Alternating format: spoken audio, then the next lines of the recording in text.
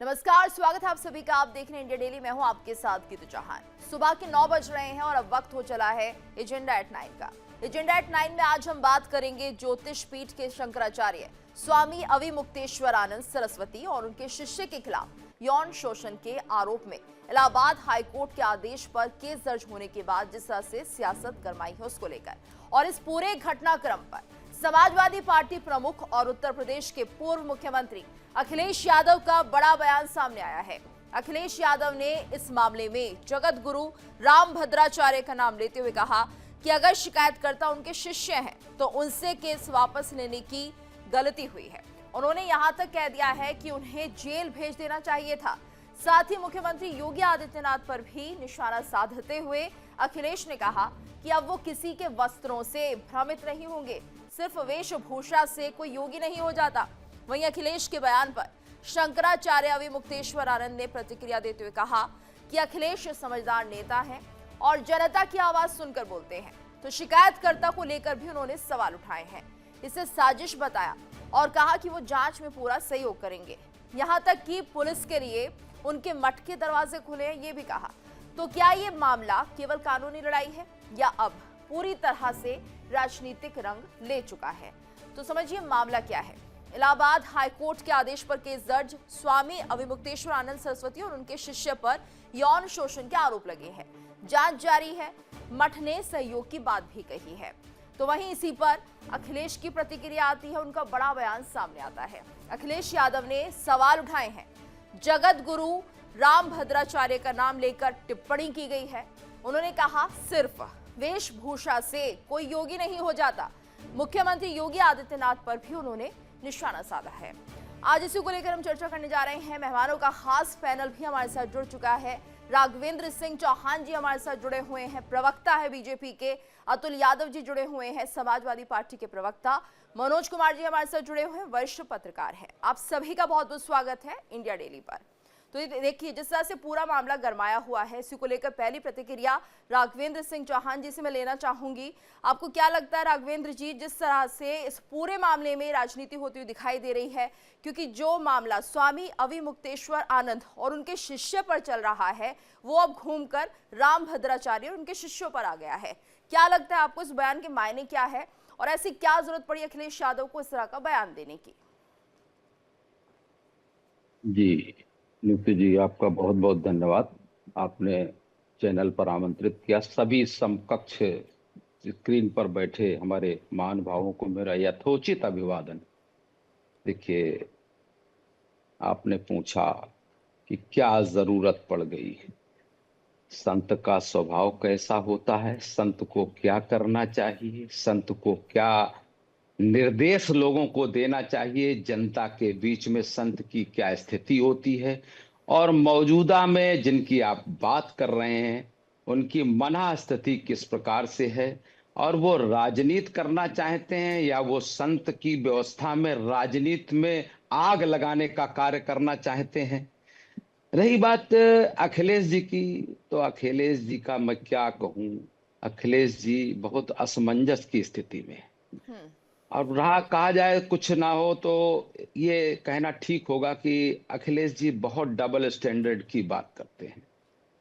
आप अगर इतना ही उनको मानते थे, स्वामी अविमुक्तेश्वरानंद जी को, तो अविमुक्तेश्वरानंद जी पर आपने लाठियां भांजी, उनको जेल भेजने तक की व्यवस्था की। फिर कोने में माफी इसलिए मांगी कि इस जनता ने, सनातनियों ने उनको हाशिए पर कर दिया। कहीं वो पीडीए की बात करते हैं। मैं आज तक यही नीतू जी समझ नहीं पाया कि पीडीए का असली अर्थ क्या है।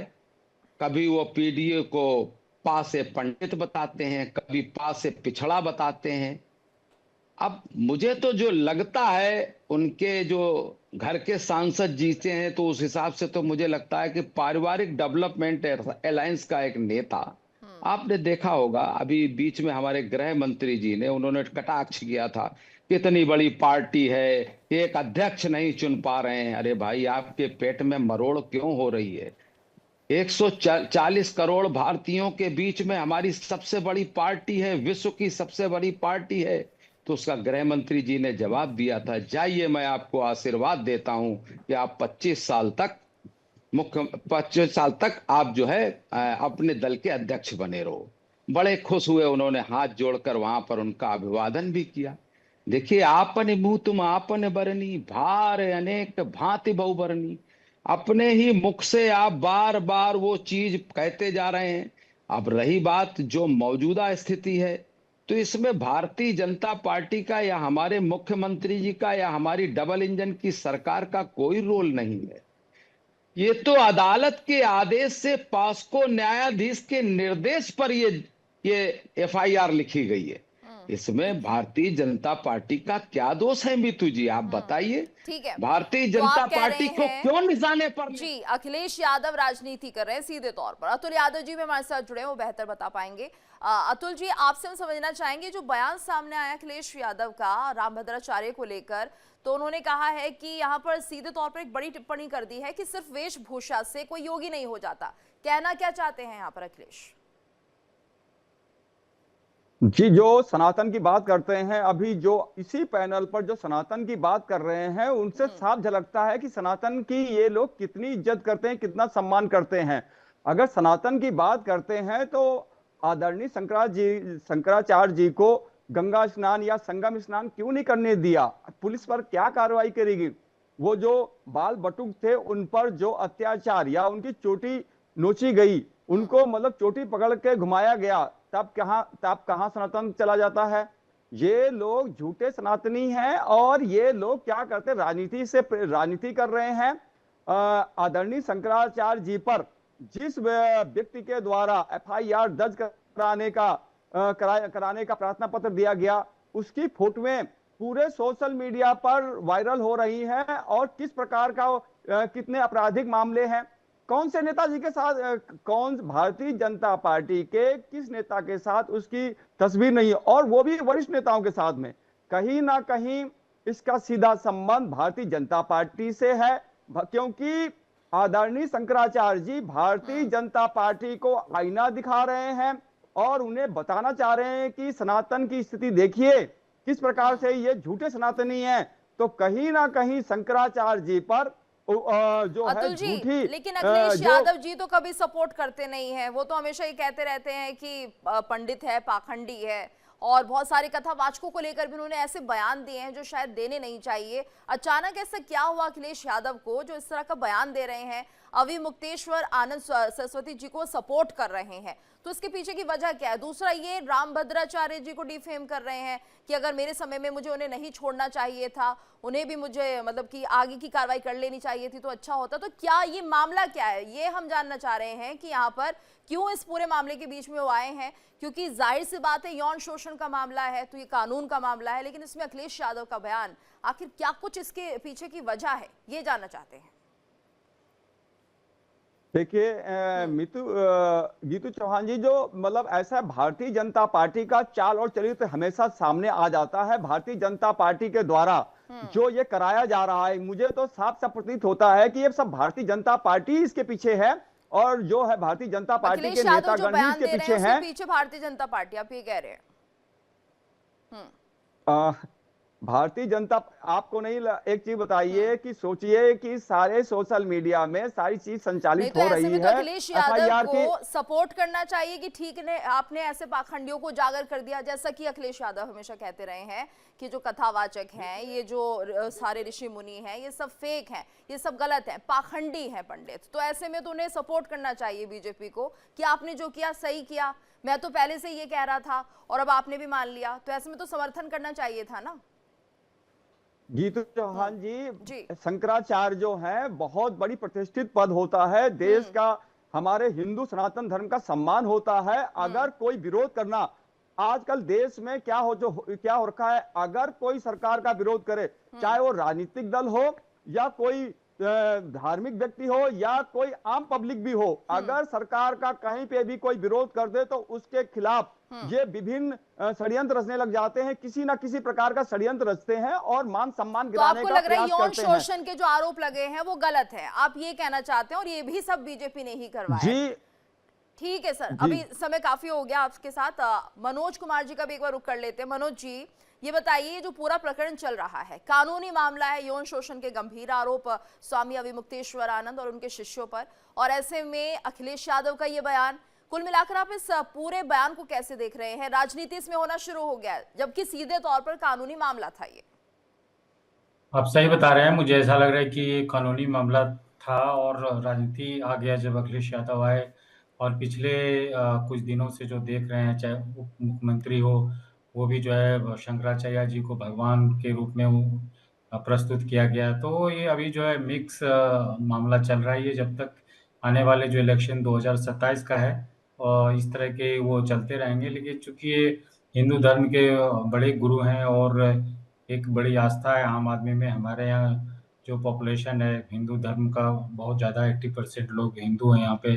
तो मुझे ऐसा लग रहा है कि इस तरह का जो कंप्लेन अगर होता है, और इस पे लग रहा है कि एसआईटी करके और इंडिपेंडेंट इंक्वायरी होना चाहिए। चूंकि मामला जुडिशरी हो गया है, तो स्वाभाविक है जब मामला आ गया है तो इसका तो इंडिपेंडेंट जांच होना ही चाहिए। लेकिन ये जो घटना घटी है, बहुत क्या इसमें कहा जा सकता है। और मुझे ऐसा लग रहा है कि जब ये इलेक्शंस आते रहेंगे और इस तरह का जो है दोनों साइड से जो है स्टेटमेंट ठीक आते है रहेगा।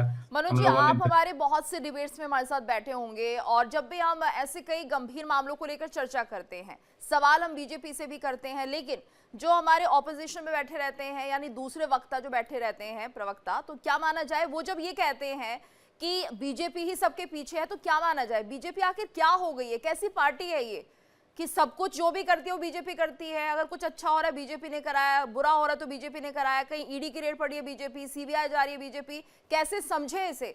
देश में क्या सिर्फ बीजेपी विद्यमान हो गई है देश के हर कोने कोने में?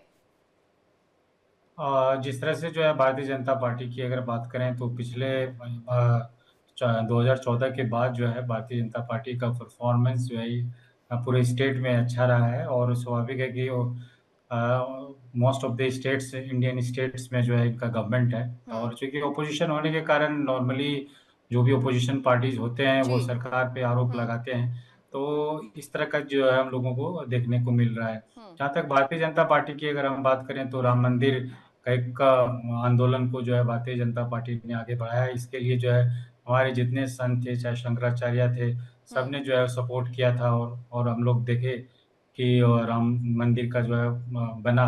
तो स्वाभाविक है कि जब भारतीय जनता पार्टी, नॉर्मली ये देखा गया पिछले अगर 30-40 साल के बाद के करें बिल्कुल तो मनोज जी, जो लेकिन यहाँ पर देखिए सोचने वाली बात ये है, क्योंकि बीजेपी को कहा जाता है सनातनी की पार्टी है, हिंदुत्व को बढ़ावा देती है, और ऐसे में स्वामी अविमुक्तेश्वर आनंद पर जो केस चल रहा है यौन शोषण का, उनके शिष्यों पर चल रहा है, कुल मिलाकर ये तो सनातन के लिए एक ऐसी खबर है कि जिस तरह से इस मामले में कहीं ना कहीं इसको दबाने की कोशिश की जाती, अगर वाकई बीजेपी सनातन की सपोर्ट करती है और सभी ऐसे लोगों को बचाने की कोशिश करती, तो इस मामले को दबा दिया जाता। लेकिन यहाँ पर तो बाकायदा एफआईआर दर्ज की जा रही है, तो आप इसे कैसे देखते हैं? इसलिए मैं ये बोलना चाह रहा हूँ, क्योंकि ये आस्था का विषय है। और हमारे धर्म गुरु हैं शंकराचार्य जी, इनके प्रति सभी का भगवान के रूप में पूजते हैं और आशीर्वाद देते हैं। चाहे सेलिब्रेशन में हो या कुछ पेन में भी हो, तो इनके पास जाते हैं लोग। और लेकिन कानून इनसे सभी सब के लिए बराबर है, कानून सभी के लिए बराबर है। यौन शोषण का मामला इन पर चल रहा है राघवेंद्र जी, और ऐसे में यहाँ पर एक तरह से राजनीति करने की पूरी कोशिश की जा रही है। किसी भी तरह से कोई भी मामला हो, कोई भी मुद्दा हो, बस राजनीति होनी चाहिए। क्या 2027 का इलेक्शन इसके पीछे की वजह है? देखिए नीतू जी, मैं बता दूं कि मुकदमे की जांच और लॉजिक सबूतों के आधार पर, न कि सियासी बयानबाजी से कोई हल निकलेगा। और इसको करने से जो समाजवादी पार्टी और कांग्रेस के लोग हैं, ये हाशिए पर तो हैं ही हैं और हाशिए पर जा रहे हैं। अब देखिए अखिलेश जी ने अभी एक बहुत फूहड़ बात की कि 100 विधायक लाओ, मुख्यमंत्री बन जाओ। आप जनता के जनादेश का निरादर करना चाहते हैं? आप क्या चाहते हैं? आपका क्या सोच है? आपकी क्या समझ है? आप कहां पर हैं? आप किस हाशिए पर चले गए और आपकी मना स्थिति क्या है? एक तरफ आप कहते हैं कांग्रेस बड़ी चालू पार्टी है, कांग्रेस को स्थिति है सभी जानते हैं। भारतीय जनता पार्टी को, भारतीय जनता पार्टी में उनकी क्या हैसियत है बयान देते हैं। आपको जनता एक्सपोज कर चुकी है और जनता ये जान चुकी हो कि आप जनता के बीच में जब एक्सपोज हो जाते हो तो जनता के बीच में आपको कुछ कहने को बचता नहीं है। जब आपको कुछ बचता नहीं है इसीलिए आपके पेट में कुछ पचता नहीं है। पीड़ित जातियों का हमेशा आप लोगों ने, पीड़ित जातियों का आप लोगों ने हमेशा दोहन किया और अत्याचार कराए। आपके द्वारा जो शंकराचार्य जी, जिन्होंने आपकी पार्टी का यानी मानी योगी जी का किसी कारण जी में एक से एक बढ़कर प्यार और प्रेम का उमड़ाव हो रहा है, जिससे कि अखिलेश यादव जी की अनिष्ठा और निष्ठा दोनों जुड़ी हुई थी। वो मामले को लेकर के वो जनता के बीच में गए तो, लेकिन जनता ने जैसे उनको 2 बार से नकारा है वैसे ही वो करते हैं। आप लोग सनातन की बात करने वाले लोग और झूठे सनातनी आप लोग हैं। शंकराचार्य जी पे इतने झूठे इल्जाम लगवाने के लिए आप लोग लगे हुए हैं। भारतीय जनता पार्टी किस प्रकार का कृत्य रचती है ये सभी जनता जानती है। भारतीय जनता पार्टी को करारा जवाब 2027 में जनता देगी। शासन प्रशासन को चला नहीं सकते, शासन प्रशासन के प्रति जवाबदार दे नहीं हो सकते, इसी वजह से उनके पेट में मरोड़ हो रहा है। और समाजवादी पार्टी जितनी हाशिए पर थी उससे ज्यादा हाशिए पर जाने जा रही है। जा सकती है ये पार्टी, भारतीय जनता पार्टी। बताओ आदरणीय शंकराचार्य जी को कितना बदनाम करने में तुली हुई है। अपने किसी व्यक्ति को लेकर के FIR दर्ज करवा रही है, उसकी फोटो भारतीय जनता पार्टी के समस्त नेताओं के साथ में है। कहीं ना कहीं भारतीय जनता पार्टी का चार चरित्र चेहरा उजागर हुआ है। माफी मांगते हैं। और चलिए ठीक है, यहाँ पर सनातन को लेकर लड़ाई भी है, लेकिन मामला सिर्फ यहाँ पर कानूनी दांव पेच का है और ऐसे में राजनीति नहीं होनी चाहिए, यही माना जाए। अतुल जी, अगर आप ये देखिए ना, ये पूरा मामला है यौन शोषण का मामला। जिसने आरोप लगाया है वो जाने इस मामले को कैसे आगे बढ़ाना है। लेकिन यहाँ पर एक तरह से आपने तय कर लिया है कि स्वामी अविमुक्तेश्वर आनंद जी के खिलाफ ये पूरी तरह से साजिश है। अगर वाकई साजिश है तो ये भी उजागर हो जाएगा। कानून तो अपना काम कर ही रहा है ना। चौहान जी, जो न्यायालय के द्वारा जो आदेश दिया गया है, वो जो शंकराचार्य जी ने कहा कि जो भी उनसे मतलब सहयोग बन सकेगा जांच में पूरा सहयोग करेंगे। शंकराचार्य जी ने तो हमें कहा भी है, आपके सभी लोगों ने देखा भी है। भारतीय जनता पार्टी के ये बताए कि जिसके द्वारा वो मुकदमा दर्ज कराया गया, उनके नेताओं के साथ में उनके दुहाई देते हो। तुम्हारे जैसे जो न्याय को न मानने वाले लोग हैं, न्याय की दुहाई देते हैं, न्यायालय का अपमान करते हैं, ऐसे लोगों को जनता नहीं है जिन्होंने आदरणीय शंकराचार्य जी पर यह मुकदमा दर्ज कराने का प्रयास किया। कहीं ना कहीं भारतीय जनता पार्टी को जो है सनातन की ये बात करते हैं। कभी भी सनातन के जो ढोंग रचने वाले झूठे सनातनी ये लोग है ना, जो ये इनका चेहरा और चार चरित्र साफ दिख रहा है कि आदरणीय शंकराचार्य जी को बदनाम करने का प्रयास किया जा रहा है। प्रति बदलाव देखने को मिल रहा है। जनता ने आपको नकार दिया है। ठीक है अतुल जी देखिए, आप कह रहे हैं कि ये स्वामी अविमुक्तेश्वर जी को एक तरह से बदनाम करने का प्रयास है बीजेपी की तरफ से, लेकिन रामभद्राचार्य जी के लिए आप लोग क्या कर रहे हैं? क्या आपके पास कोई सबूत है जिस बिना पर अखिलेश यादव यहाँ पर बयान दे रहे हैं कि मुझे उन्हें अंदर डाल देना चाहिए था उस समय? तो आप एक तरफ तो एक संत की बहुत ही इज्जत कर रहे हैं, उन्हें सपोर्ट कर रहे हैं, वहीं दूसरी तरफ रामभद्राचार्य जी, इनके लिए आप कैसे शब्दों का इस्तेमाल कर रहे हैं? अखिलेश यादव इस तरह का भेदभाव क्यों कर रहे हैं? सीधे तौर पर राजनीति है कि जहां पर बीजेपी जिस व्यक्ति के खिलाफ आपको लग रही है उसके सपोर्ट में आप आते हैं, वहीं दूसरी तरफ रामभद्राचार्य जी की आप बेइज्जती कर रहे हैं, अपमान कर रहे हैं कि इन्हें अंदर कर देना चाहिए था। जीतू चौहान जी, भारतीय जनता पार्टी हमेशा जो है सनातन का केवल नाम लेती है, सनातन के साथ कभी खड़ी हुई समाजवादी पार्टी क्या करती है? सनातनियों के साथ खड़ी रहती है। समाजवादी पार्टी सभी धर्मों का समान रूप से आदर करती है। समाजवादी पार्टी समतामूलक समाज की बात करती है। समाजवादी पार्टी यादव के पास रामभद्राचार्य जी के लिए क्या सबूत है जिससे कि वो उन्हें दोषी ठहरा रहे हैं और कह रहे हैं मुझे उन्हें बंद करवा देना चाहिए था? आप मुझे क्यों नहीं करवाया फिर? नहीं, आप मुझे सुन तो लीजिए, मैं जवाब दे तो रहा हूँ। बोलिए, हम सुन ही रहे हैं। भारतीय जनता पार्टी के ये जो लोग बात करते हैं भारतीय जनता पार्टी का, जो लोग बात नहीं करते हैं उनके विषय में भारतीय जनता पार्टी क्या करती है। भारतीय जनता पार्टी का चाल, चेहरा और चरित्र जो है ये सामने दिख भी रहा है। क्या अभी आपके द्वारा कहा गया ब्राह्मण के विषय में, क्या आपको भी अवगत होगा कि भारतीय जनता पार्टी के मुखिया उत्तर प्रदेश में जो इस समय माननीय योगी जी हैं, क्या सजाती लोगों के साथ अगर कोई बात आती है तो वो कभी भी सजातियों के खिलाफ कोई भी कार्रवाई नहीं करते हैं। तो कहीं ना कहीं अगर ब्राह्मण हो या पीडीए वर्ग का व्यक्ति हो उसके खिलाफ तो खुलेआम कार्रवाई कर देते हैं। कहीं ना कहीं आपको नहीं दिखता कि वाकई में उत्तर प्रदेश में जाति व्यवस्था जो है, मतलब आप ये चाह रहे हैं अगर किसी दूसरी जाति के व्यक्ति ने कोई गलत काम किया है तो उसे बचा लिया जाए पीडीए के तहत। राघवेंद्र जी देखिए, ऐसा है, इनकी मना स्थिति ऐसी हो गई है कि क्या करें क्या न करें, क्योंकि इस जनता ने इनको 10 साल से हाशिए पर कर रखा है। इस वजह से आपने पिछले बीते दिनों देखा होगा, पत्रकार वार्ता में भी अखिलेश यादव कहते हैं कि तुम्हारा क्या नाम है। अगर कोई उनके मतलब का प्रश्न आ गया तो ठीक है, नहीं मतलब का प्रश्न आया तो बोले अच्छा तुम मिश्रा जी हो इसीलिए बैठ जाओ। भारतीय जनता पार्टी को करारा जवाब देगी और समाजवादी पार्टी की सरकार चुनेगी। आपने जिन लोगों को आप साथ में लेते हैं उन्हीं को धोखा देते हैं। आपने उत्तर प्रदेश के जो ब्राह्मण समाज है उसका कितना अपमान करने का प्रयास करेंगे।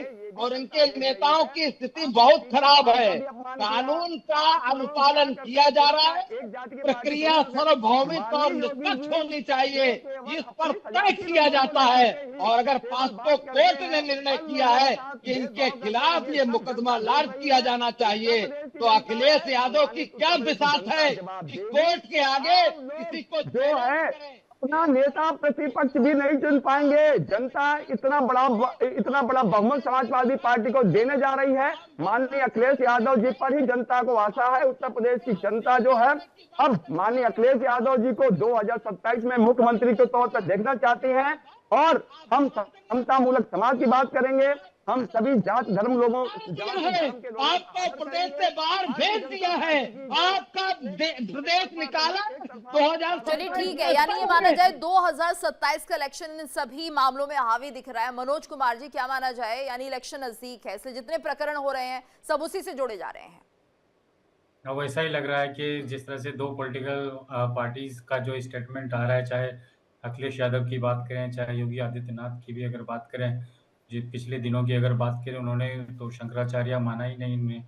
और जिस तरह से शंकराचार्य जी का भी स्टेटमेंट आया था कि जो है गौ रक्षा होनी चाहिए, इसको लेकर के एक मान्यता जो है स्टेट में होना चाहिए।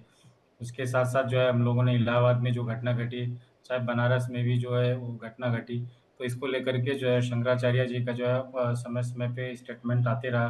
कुछ लोग इनको जो है कांग्रेस सपोर्टर भी समझते हैं।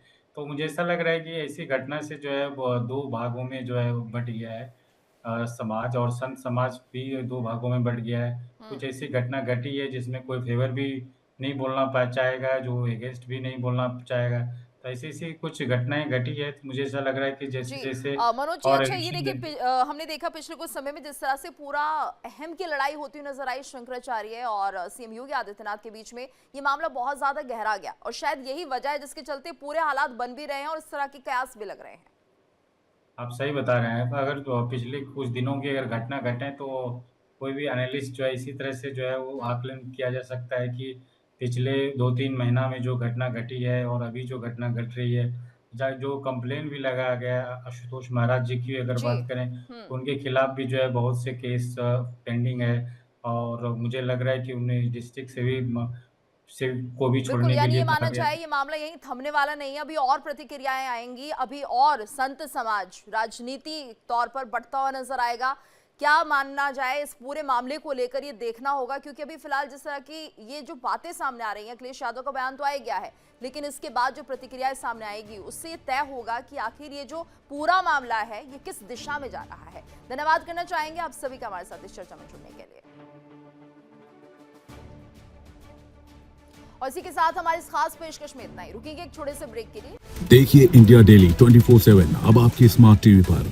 इंडिया डेली मौजूद है सभी डिजिटल प्लेटफॉर्म पर लाइव और लगातार। इंडिया डेली 24/7 हर दिन राष्ट्र को समर्पित।